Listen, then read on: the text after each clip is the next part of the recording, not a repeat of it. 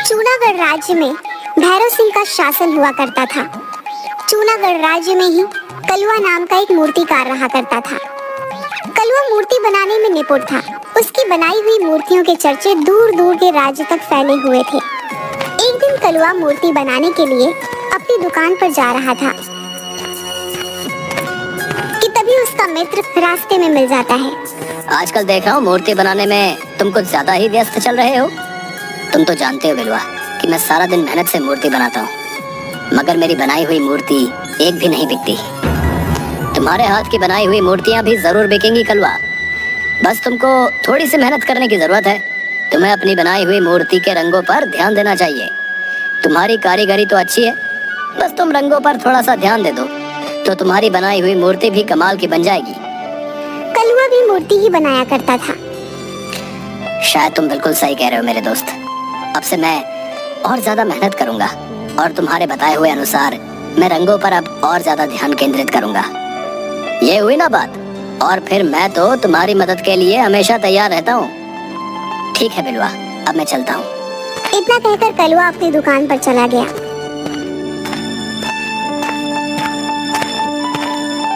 कई महीने ऐसे ही बीत गए। एक दिन वहाँ पर भैरव सिंह के सैनिक कलवा की दुकान पर आकर रुक जाते हैं। एक सैनिक कलवा की ओर देखकर बोला, क्या तुम्हारा ही नाम कलवा है? जी मेरा ही नाम कलवा है। हमारे महाराज भैरव सिंह अक्सर आम आदमी का भेष बदलकर अपनी प्रजा का हाल चाल मालूम करते रहते हैं, और एक दिन राजा की नजर तुम्हारी बनाई हुई मूर्तियों पर पड़ी, जो कि उन्हें बहुत ज्यादा पसंद आई। कुछ दिनों बाद भैरव सिंह अपने राज्य में एक बहुत बड़ा समारोह करवाने वाले हैं। तुम्हें भैरव सिंह के लिए एक ऐसी मूर्ति बनाकर तैयार करनी होगी जो बिल्कुल इंसानों जैसी लगे। याद रखना, मूर्ति एक सुंदर युवती की होनी चाहिए। तुम ऐसी सुंदर युवती की मूर्ति बनाकर तैयार करोगे जिसे देखकर समारोह में आए अन्य राजाओं का मुंह फटा का फटा रह जाए। ये चूनागढ़ के राज्य की साख का सवाल है। लेकिन भैरव सिंह समारोह में मूर्ति क्यों लगवाना चाहते हैं? उस समारोह में निशानेबाजी का कार्यक्रम भी होगा। उस मूर्ति के सर पर एक सेब रखा जाएगा और उस पर दूर से कोई एक राजा निशाना लगाएगा। जिसका तीर सेब पर सटीक चल गया वो राजा विजय घोषित होगा। और भैरव सिंह को विश्वास है कि अन्य राज्यों के राजा मूर्ति की सुंदरता में खो जाएंगे और अपने निशाने से भटक जाएंगे और भैरव सिंह ही विजयी होंगे। इतना कहकर वह सैनिक वहाँ से चला गया। सैनिक के जाते ही बिलवा कलवा की दुकान पर आ गया। सब कुशल मंगल तो है कलवा? सैनिक तुम्हारी दुकान पर क्या करने आए थे? कहीं तुम्हें बंदी बनाने तो नहीं आए थे? अरे नहीं नहीं बिलवा, मेरी मेहनत सफल हो गई। सैनिकों ने मुझे बताया कि भैरव सिंह अक्सर अपना भेष बदलकर प्रजा का हालचाल लेते रहते हैं, और एक दिन भैरव सिंह की नजर मेरी बनाई मूर्ति पर पड़ी जो उन्हें बहुत पसंद आई। भैरव सिंह महल में एक समारोह करवाने वाले हैं और उन्होंने उस महल के लिए एक सुंदर युवती की मूर्ति बनाने का आदेश मुझे ही दिया है। बिलवा लगता है अब मेरे दिन बदलने वाले हैं। यह तो तुमने बिल्कुल सही कहा कलवा। मगर अंदर ही अंदर बिलवा कलवा की सफलता देखकर जल भून रहा था। कलवा उस दिन के बाद पूरी मेहनत और लगन से मूर्ति बनाने के कार्य में लग गया। वह रात रात भर जागकर काम करता रहता था। कुछ ही दिनों में कलवा ने एक बहुत सुंदर देखने वाली युवती की मूर्ति तैयार करके खड़ी कर दी। वाह कलवा, तुमने तो बिल्कुल असली युवती जैसी मूर्ति बनाकर तैयार कर दी। इसे तो देखकर कोई भी इंसान धोखा खा सकता है। ये मूर्ति तुम्हें तो पसंद आई है बिलवा, लेकिन ये भैरव सिंह को भी पसंद आनी चाहिए।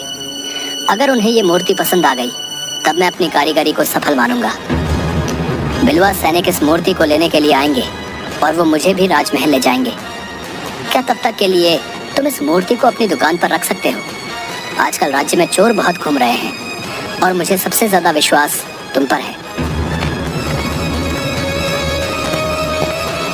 बिलवा ने वह मूर्ति अपने दुकान पर ले जाकर रख दी।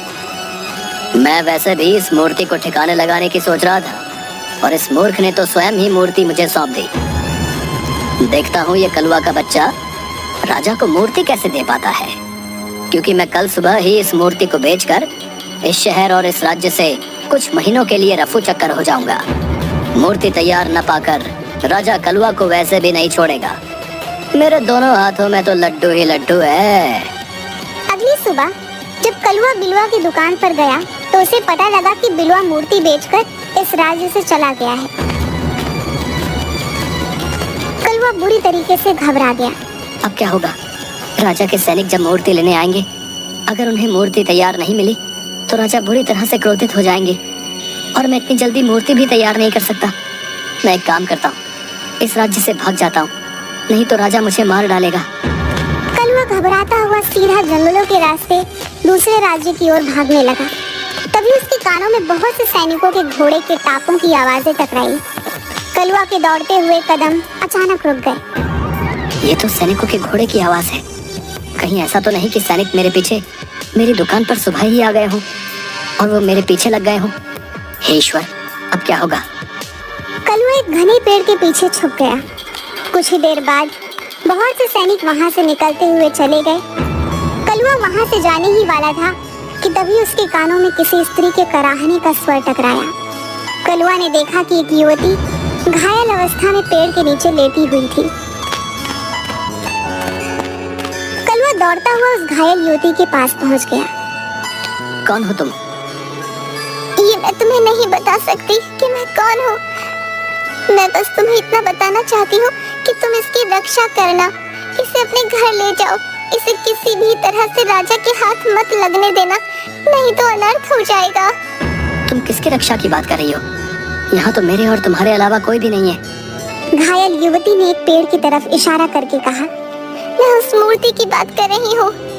कलवा ने जैसे ही देखा कि उसकी आंखों के सामने एक बेहद सुंदर युवती काले वस्त्र पहनी खड़ी हुई थी। वो तो इंसान है, कोई मूर्ति नहीं। नहीं, ये मूर्ति है। तुम जल्दी से इसे अपने घर ले जाओ। लेकिन तुम तो बुरी तरह से घायल हो। मेरी चिंता मत करो, तुम बस इसे ले जाओ और वचन दो कि तुम इस मूर्ति की रक्षा करोगे और इस बारे में किसी को नहीं बताओगे। ठीक है, मैं आपको वचन देता हूँ कि मैं इस मूर्ति की रक्षा करूँगा। कलवा ने इतना कहा ही था कि वह स्त्री बेहोश हो गई। कलवा उस मूर्ति को लेकर घर चला गया। आज रात इस मूर्ति को अपने घर पर ही रख लेता हूँ। सुबह होते ही इस मूर्ति को लेकर इस राज्य को छोड़कर चला जाऊंगा। कलवा ने इतना कहा ही था कि तभी उसके कानों में किसी स्त्री का मधुर स्वर टकराया। तुम्हें भागने की कोई जरूरत नहीं है, भागना कायरता होती है। स्त्री का मधुर स्वर सुनकर कलवा चौंक कर इधर उधर देखने लगा। एक बार को मुझे ऐसा लगा जैसे कि इस मूर्ति ने मुझसे बात की हो। लगता है मैं भी पागल हो गया हूँ। भला मूर्ति क्या बात करती है? कलवा उस मूर्ति को निहारते हुए सो गया। अगली सुबह कलवा उस मूर्ति को देखकर बोला, तुम तो बिल्कुल इंसान जैसी मालूम पड़ती हो। मेरी आयु 24 वर्ष की हो चुकी है, मगर मुझे अभी तक विवाह के लिए कोई भी स्त्री पसंद नहीं आई। अगर तुम इंसान होती तो मैं तुमसे ही विवाह करता।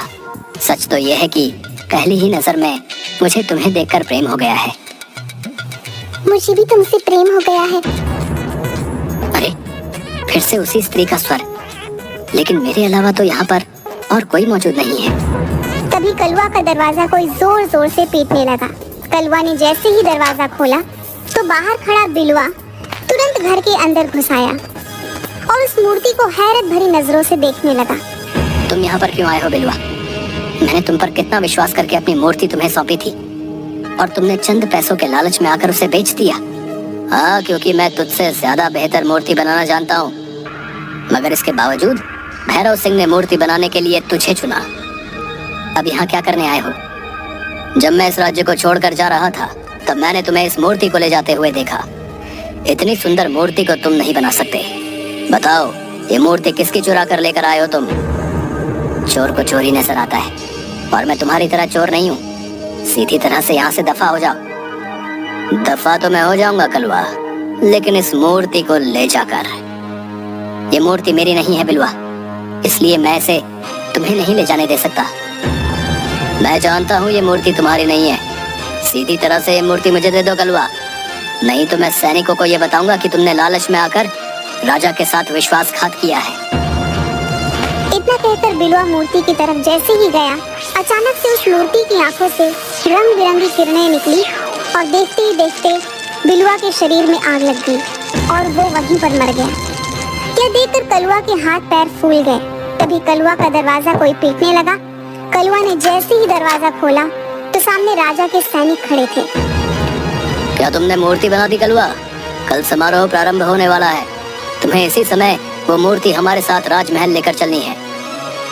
मैं क्षमा चाहता हूँ, राजा के आदेश पर मैंने एक सुंदर युवती की मूर्ति बनाकर तैयार की तो थी, लेकिन बिलवा उसे बेचकर भाग गया। झूठ बोलते हो तुम।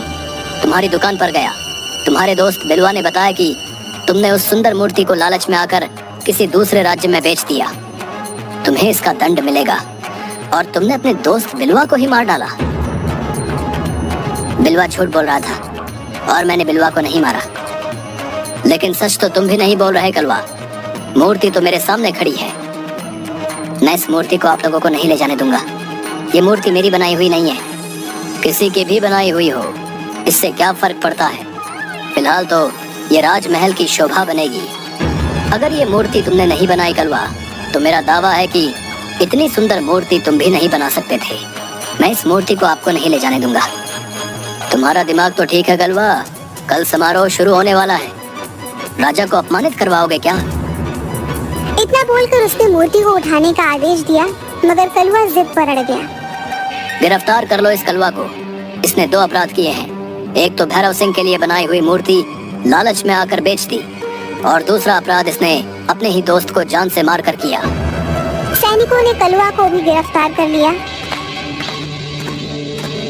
वह कलवा और उस मूर्ति को राजमहल के अंदर लेकर चले गए। मूर्ति को देखकर राजा का मुंह हैरत से फटा का फटा रह गया। भैरव सिंह सैनिक से बोला, तुमने कलवा को गिरफ्तार करके क्यों रखा हुआ है? इसने तो बहुत सुंदर मूर्ति बनाई है। इसका दावा है कि ये मूर्ति इसने नहीं बनाई, और ये इस मूर्ति को देने में आनाकानी कर रहा था, और इसने मित्र को भी जान से मार दिया। मैंने अपने दोस्त की जान नहीं ली। राजा के कहने पर सैनिक ने उसके हाथ से रस्सियां खोल दी और उसे आजाद कर दिया। तुम इस मूर्ति को देने में आनाकानी क्यों कर रहे थे कलवा? क्या तुम्हें अपने राज्य पर विश्वास नहीं है? क्या तुम्हें ऐसा लगता है कि मैं तुम्हें इसकी कीमत नहीं दूंगा? मैं तुम्हें इस मूर्ति के बदले इतना सोना दूंगा कि तुम्हारी 7 पुश्तें बैठकर खाएंगी। मुझे कभी धन का लालच नहीं रहा महाराज, लेकिन ये मूर्ति मेरी नहीं, किसी की अमानत है, और मैंने उसे वचन दिया है कि इस मूर्ति की मैं रक्षा करूंगा। रक्षा इंसानों की जाती है कलवा, मूर्ति की नहीं, और तुम्हें अपने दोस्त की हत्या करने के जुर्म में दंड मिलेगा। तभी राजा का एक घायल सैनिक दौड़ता हुआ राजा के पास आकर बोला, महाराज, राजमहल पर पड़ोसी राज्य के राजा चंद्र सिंह ने आक्रमण कर दिया है और सारे राज्य पर कब्जा भी कर लिया है। कुछ ही क्षणों में वो आपके पास पहुंचता होगा। इतना कहकर वह सैनिक वहीं पर बेहोश हो गया। तभी वहां पर राजा चंद्र सिंह अपने सैनिकों के साथ आकर बोले, अपने आप को मेरे हवाले कर दो भैरव सिंह, तुम्हारी सेना हार चुकी है। ये गलत है चंद्र सिंह, तुमने पीठ पीछे और धोखे से वार किया है। इसे युद्ध नहीं कहते, बल्कि धोखा कहते हैं। जो भी हो, परंतु जीत मेरी हुई है। अब से चुनागढ़ राज्य मेरा हुआ। तभी राजा चंद्र सिंह की नजर उस मूर्ति पर पड़ी। इस मूर्ति की तलाश में तो मैं पता नहीं कब से भटक रहा था। तुम्हारे पास ये मूर्ति कहाँ से आई? ये मूर्ति मेरे ही राज्य के एक कुशल कारीगर ने बनाई है। इस तरह के कुशल कारीगर तुम्हें सिर्फ मेरे ही राज्य में मिलेंगे। नहीं भैरव सिंह, तुम जिसे मूर्ति समझ रहे हो ना, वो दरअसल मूर्ति नहीं बल्कि कुछ और ही है। इतना कहकर राजा चंद्र सिंह ने अपनी जेब से एक सफेद पाउडर मूर्ति के ऊपर फेंक दिया। अचानक मूर्ति के ऊपर रंग बिरंगी किरणें फूटने लगी और मूर्ति एक बेहद सुंदर युवती, मतलब एक इंसान में परिवर्तित हो गई और क्रोधित होकर राजा चंद्र सिंह से बोली, ये तुमने अच्छा नहीं किया राजा चंद्र सिंह। जब तुम मेरे राज्य को जीत नहीं पाए, तब तुमने कपटी साधु की तंत्र क्रिया से मुझे एक मूर्ति में परिवर्तित कर दिया। कौन हो तुम? मैं रायगढ़ रियासत राज्य की राजकुमारी विभा हूँ। हाँ, और अब मैं इस राजकुमारी से विवाह करके सुंदर नगर पर भी कब्जा कर लूंगा। तभी कलवा ने अचानक राजा की तलवार निकालकर राजा चंद्र सिंह पर हमला बोल दिया। कलवा के एक ही वार से राजा चंद्र सिंह ढेर हो गया। तुम्हारा बहुत बहुत धन्यवाद कलवा। अगर तुम ऐसा नहीं करते तो मेरे हाथ से मेरा राज्य छिन जाता और राजकुमारी विभा को ये जबरदस्ती अपनी पत्नी बना लेता। तुम्हारा तुम्हारा बहुत बहुत धन्यवाद कलुआ। इस चंद्र सिंह ने मुझे कपटी साधु द्वारा मूर्ति में परिवर्तित कर दिया था, लेकिन मैं मूर्ति बनने के बाद भी सब कुछ देख और सुन सकती थी। तुम्हें जंगल में जो घायल स्त्री मिली थी वो मेरी दासी थी, जो मुझे राजा चंद्र सिंह से बचाती हुई फिर रही थी। मगर राजा चंद्र सिंह के सैनिकों ने उस पर हमला कर दिया और इत्तेफाक से वहाँ तुम मिले। सच तो ये है कलुआ कि मुझे भी तुमसे पहली ही नजर में प्रेम हो गया है। जिस तरह से तुमने चंद्र सिंह के ऊपर वार किया है, तुम में एक कुशल राजा बनने के भी लक्षण है। तुम्हारा दोस्त उस समय तुम्हें मारने की नीयत से आया था, इसीलिए मैंने बिलुआ की जान ली। अगले दिन भैरव सिंह ने धूमधाम से कलुआ और राजकुमारी विभा का विवाह संपन्न कर दिया। आज कलुआ राजकुमारी विभा के साथ मिलकर रायगढ़ रियासत पर शासन कर रहा है।